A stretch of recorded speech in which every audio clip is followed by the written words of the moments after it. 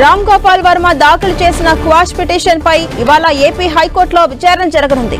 చట్ట విరుద్ధంగా ఒక విషయంపై రాష్ట్ర వ్యాప్తంగా అనేక కేసులు నమోదయ్యాయని, ఇకపై ఈ పోస్టులపైన కేసులు నమోదు చేయకుండా ఆదేశించాలని తన పిటిషన్లో పేర్కొన్నారు. ఈ పిటిషన్ పై ఇవాళ హైకోర్టు విచారించబోతోంది. గతంలో ఆయన చేసిన ట్వీట్లపై కేసుల నమోదు కాగా ఆయన్ను విచారించేందుకు పోలీసులు వెతుకుతున్నారు. ఈ క్రమంలో తాను ఎక్కడికి పారిపోలేదని, హైదరాబాద్ లోని తన డెన్ లోనే ఉన్నానని చెప్పుకొచ్చాడు వర్మ. తాజాగా తనపై ప్రచారం అవుతున్న వార్తలపై ఆయన ట్విట్టర్ ద్వారా ప్రశ్నించారు. తనకు సంబంధించిన అవాస్తవ వార్తలు ప్రచారం చేస్తున్నారన్న ఆర్జీవీ పోలీసులు తనను అరెస్ట్ చేయాలని అనుకుంటే ఇప్పటి వరకు తన డెన్ కు ఎందుకు రాలేదని ప్రశ్నించారు. తన డెన్ లో ఒక్క పోలీసు అధికారి కూడా చూడలేదని ట్వీట్ చేశారు.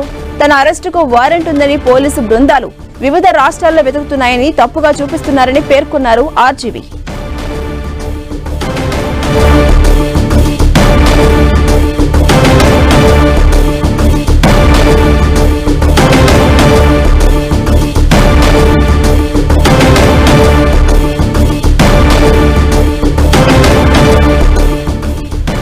ఆర్జీవీపై నమోదైన కేసుకు సంబంధించి ఇచ్చినటువంటి క్వాష్ పిటిషన్ ఇవాళ ఏపీ హైకోర్టు ముందుకు రాబోతోంది.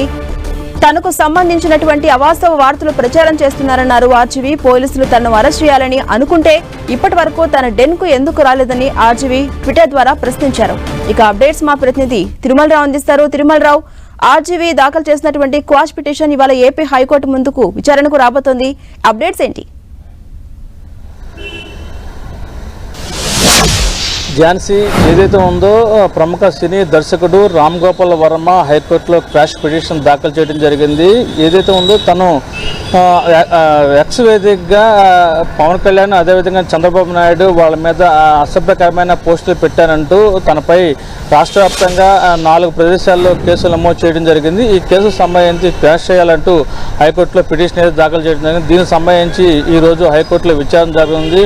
ఒక విషయంపై ఒక చట్టవిరుద్ధంగా ఒక విషయంపై ఒక వ్యక్తి పోస్ట్ పెడితే రాష్ట్ర వ్యాప్తంగా ఎందుకు కేసులు పెడుతున్నారంటూ పిటిషన్లో పేర్కోవడం జరిగింది. మరో విధంగా ఈ చట్టవిరుద్ధమైన తనపై కేసు పెట్టిన విషయాలన్నీ పూర్తి స్థాయిలో క్వాష్ చేయాలంటూ హైకోర్టులో అయితే పిటిషన్ దాఖలు చేయడం జరిగింది. తాను ఎప్పుడూ ఎక్కడికి పారిపోలేదు, నేను హైదరాబాద్లోనే నా డెన్లో ఉండాను, నా మీద కాలింపు చర్యలు చేపడుతున్నట్టు ప్రత్యేకంగా 4 బృందాలు నా కోసము ఏపీ, అదేవిధంగా తెలంగాణ, కోయంబత్తూరు, తమిళనాడులో గాలుస్తున్నారంటూ పోలీసులు వచ్చిన వార్తల్లో ఎలాంటి నిజము లేదని, నేను హైదరాబాద్లోనే నా డెన్లోనే ఉన్నాను, నన్ను వచ్చి ఇక్కడ అరెస్ట్ చేసుకోవచ్చు అంటూ సోషల్ మీడియా వేదికగా ఎవరైతే ఉన్నారో రామ్ గోపాల్ వర్మ చెప్పడం జరిగింది. అదేవిధంగా కొన్ని మీడియా ఛానల్స్ కూడా అతను ఇంటర్వ్యూ ఇస్తూ నేను ఎలాంటి తప్పు చేయలేదు, సంవత్సరం క్రితము నేను ఏదైతే ఉందో సోషల్ మీడియా వేదికగా పోస్టులు పెట్టాను, దానికి సంబంధించి ఈరోజు నా మీద వరుస కేసులు పెట్టడం వల్ల ఆంతర్యం ఏమిటని చెప్పేసి చెప్తున్నారు.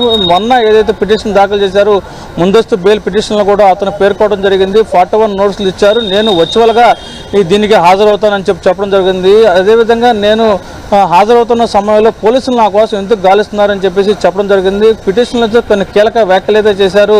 నన్ను విచారణకని పిలిచి అరెస్ట్ చేస్తారు, నా మీద థర్డ్ డిగ్రీ ప్రయోగించే అవకాశాలు కనిపిస్తున్నాయి, దీని నేపథ్యంలోనే నేను వర్చువల్గా హాజరవుతాను, నాకు అనుమతి ఇవ్వాలంటూ కోర్టులో పిటిషన్ కూడా వేయడం జరిగింది. ఈ నేపథ్యంలో వర్మ కోసము ఇటు ఏపీలో 4 బృందాలు ప్రత్యేక గాలింపు చర్యలు చేపడుతున్నాయి. మరో విధంగా హైకోర్టులో కూడా అతను పిటిషన్ దాఖలు చేశాడు. నేను ఎవరిని నమ్మను, నేను ఒక న్యాయమూర్తిని నమ్ముతాను, న్యాయ సంస్థనే నమ్ముతానని చెప్పేసి అతను చెప్పడం జరుగుతుంది. ఏదేమైనప్పటికీ ఈ రోజు దాఖలు చేసిన క్వాష్ పిటిషన్, అదేవిధంగా ముందస్తు బెయిల్ పిటిషన్ మీద విచారణకు వచ్చే అవకాశాలు అయితే కనిపిస్తున్నాయి. ఝాన్సీ, అంటే తిరుమలరావు, ఇప్పటి వరకు పలుమార్లు కోర్టుకు వెళ్ళినా కూడా ఆర్జీవీకి చుక్కెదురైంది. ఈ రోజు ఊరట దక్కుతుందని మనం అనుకోవచ్చా? ఎలా ఉండబోతుంది పరిస్థితి?